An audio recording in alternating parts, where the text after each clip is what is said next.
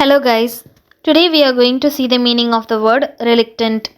Reluctant இதுக்கான தமிழ் அர்த்தம் தயங்குதல், விருப்பமில்லாதிருத்தல், மனமில்லாத நிலை, வெறுப்பு. இதெல்லாம் இதுக்கான தமிழ் அர்த்தம். So let's take two example sentences for even more better understanding. The first example is he was reluctant to make a decision. He was reluctant to make a decision. முடிவு எடுக்க அவர் தயக்கம் காட்டினார். முடிவு எடுக்க அவர் தயக்கம் காட்டினார். The second example is she felt reluctant to leave. She felt reluctant to leave. பிரிய